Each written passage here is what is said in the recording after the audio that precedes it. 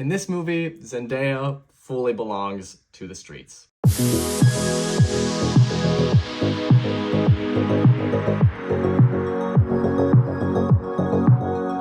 What's up, you guys? It's Jonathan Carter, and today we are going to be talking about Challengers.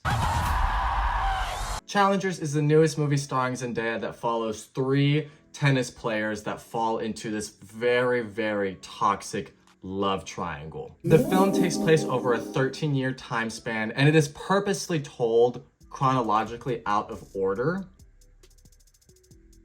In all honesty, the movie was marketed completely different than what the actual film is. So let's kick this review off with the positives. The first thing I want to talk about here, the score of the film.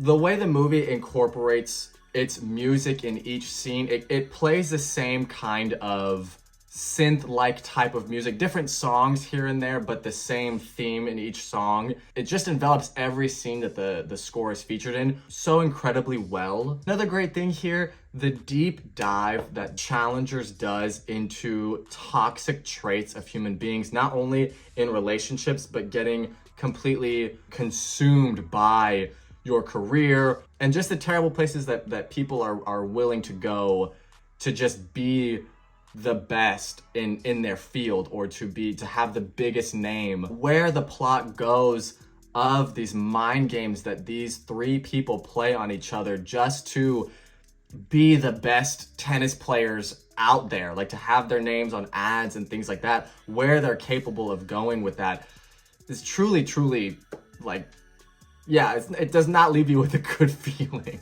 Bringing us into the mixed category, some of these scenes, especially like in the beginning of the film with Zendaya and the two other guys, have to do with sex and kind of what they get into it towards the beginning of the film that creates this very toxic love triangle.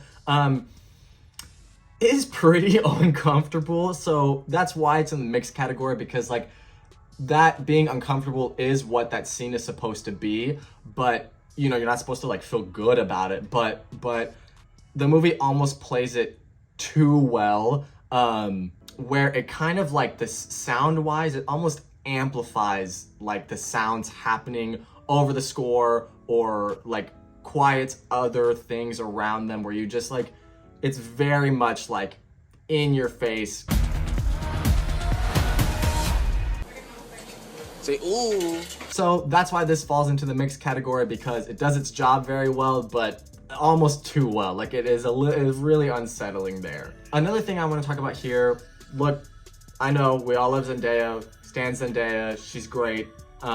This movie asks a lot of her. Like, she has to play a teenager, she has to play a young adult, and then she has to play a mom in her, you know, mid-30s with a family, right? That's a hard ask of somebody. The part where she slipped up for me is being that mature mom. It almost came off like Zendaya was trying to be mature or trying to be this mother, right? But and I know she's acting, obviously, but in the other scenes, she plays a teenager very well, she plays a young adult very well. It's very much like kind of Euphoria setting. She just didn't fully encapsulate that mature adult, like full-on adult, in my opinion. By no means a bad performance, it was just kind of weak in that aspect. And again, I love Zendaya, so that's nothing against her. Bringing us into the negatives, this is actually something that my fiance kind of pointed out. She said that this movie feels like it is written by a horny young adult guy that does follow like what males think and what they feel and what the actions that they want to take, but it doesn't play the female side that well. And I have to agree with that. When you have 3 leads here, 2 of them are guys, 1 of them is a girl, if you're only playing one side so well and you kind of falter on the other side, it can leave part of the movie feeling weaker than other aspects of it, and that is what happens here. The last thing here, there are some scenes that go on entirely too long. Maybe 75% of the scenes could have used a good edit. Like, there's no reason for most of these scenes to be as long as they are.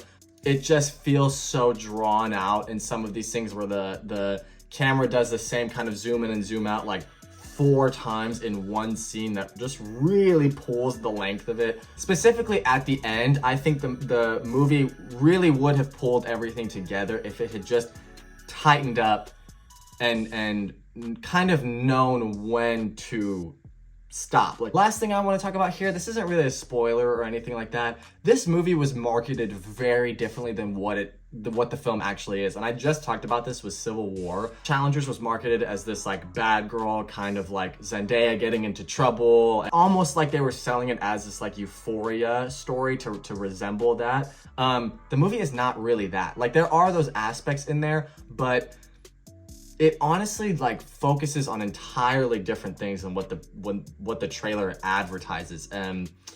So also, like I said in Civil War, not really the best thing to do to your audience because you're kind of tricking them. It is not the movie it's advertised to be. So closing this one out, I'm gonna give Challengers a 6.5 out of 10. And on a see it, stream it, or skip it, I'm gonna go with stream it. Thank you guys so much for watching. Let me know what you think about Challengers. If you've seen it in the comments, let me know what you think about my review. Do you agree? Do you disagree? Be sure to follow me on Instagram, TikTok, Twitter. Thank you guys so much, and I will see you all on the next one.